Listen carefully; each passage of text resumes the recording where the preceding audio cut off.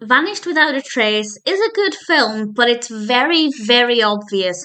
I knew very quickly who was responsible for the crime, and I was basically 99.9% certain. And I will explain at the end, with a spoiler warning, why I was so confident and what they could have done to make it less obvious, because I think it did ruin it a little bit, but it's otherwise an enjoyable film. This was released in 1999. It's directed by Douglas Barr and it's written by Toni Perling and Samantha Shad and stars Shelley Long as Elizabeth. And I only discovered this film because I love Shelley Long, and I'm really glad I had a reason to watch it because I do like stories about missing persons. I think they're always really fascinating. There's that strong mystery of, are they dead? Are they hiding? Have they been kidnapped? And obviously there are a lot of questions here, and I won't say just now what happens, but I will, as I said at the end, explain why it became very obvious, at least who was responsible. It maybe wasn't obvious what had happened though. So that part of it was still a mystery. And it's all about Elizabeth's daughter, young daughter, 13-year-old girl who has gone missing. And as the title suggests, she's vanished without a trace. There is nobody claiming to have seen her locally, at least none of her friends, none of her neighbours or anything. Nobody has any idea where she's gone. And that's the mystery. And I don't want to say any more than that. I don't want to give away anything more than I need to, partly because, as I said, it is very obvious. To an extent, it's very obvious what has happened, and I think they could have done a couple of things to make it less obvious and to hold the suspense a lot more. But nevertheless, even though I was as confident as I could be that I'd worked out who was responsible, I still didn't know the specifics, and that was enough to keep me engaged. But as I said, I would have preferred it if they'd tried a little harder to make it less obvious.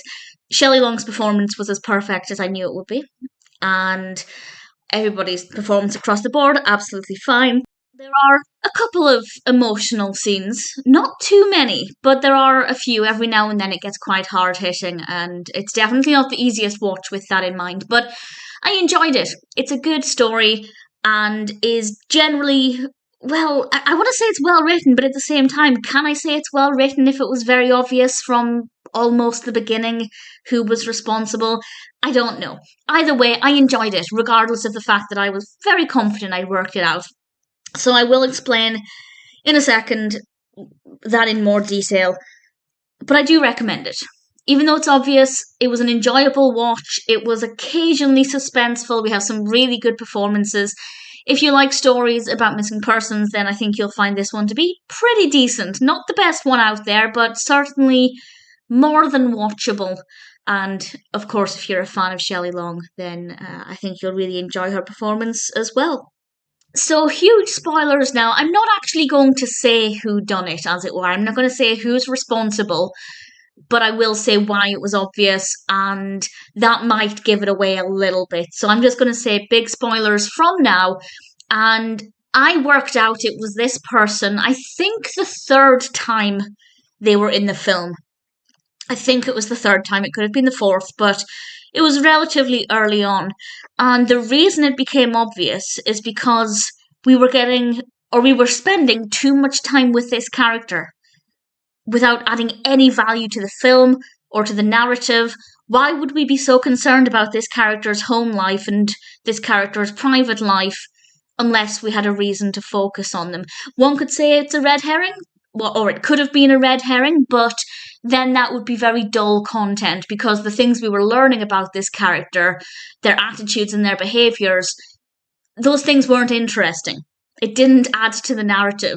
So if it was a red herring, then they would literally be the most pointless scenes ever because they were very dull.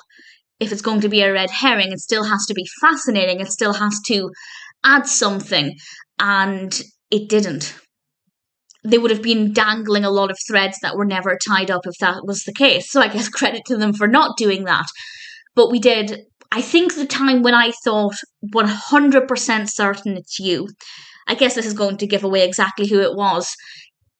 The first time I was really suspicious is when he was lying on the bed and his wife was trying to be romantic with him and he brushed her off, and I thought, that's why are we focusing so much on this character?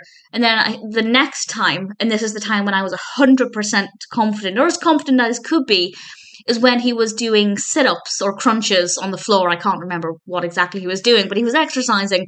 And again, I thought, there is no relevance to this scene. We don't need to know what this character is feeling or thinking unless they're a viable suspect. And yes, again, one could argue it could have been a red herring, but I thought it was too obvious. I thought it was so obvious, and there were no other possible suspects, and that's the other thing.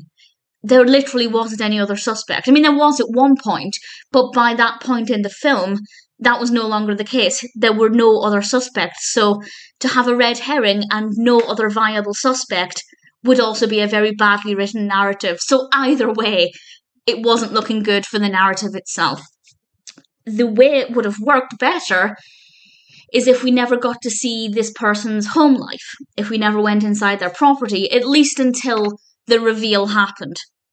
Once the reveal happened, then yes, that would have been the perfect time to dig deeper into his private life. But we knew too much too soon, and it made it very, very obvious. If they removed the scenes inside his home, I think both of those times he was with his wife, if they removed both of those scenes, I wouldn't have questioned why they were spending so much pointless time on that character. And maybe I wouldn't have suspected him. And all you need to do is remove 2 scenes, maybe 3. I can't remember if there was a third time. But certainly, remove those scenes. We maybe lose 6 minutes of the film or something. And it wouldn't have been obvious. And it's amazing to think that if you just removed that small chunk of time, the narrative would have been significantly better, incredibly suspenseful, and probably unpredictable. And unfortunately, they didn't think to do that. So completely obvious, and that was very disappointing. But again, had it been a red herring, that would have been disappointing because the scenes themselves are actually really boring and they're not very interesting to watch. So that would have been a waste of time as well. So unfortunately, it's not a perfect film. But as I said, I still enjoyed it and I still loved Shelley Long's performance. So there's enough in it for me to say that I'm happy to recommend it. I doubt I'd ever watch it again. But as a one-time watch, and for a Shelley Long fan, Vanished Without a Trace is an okay film.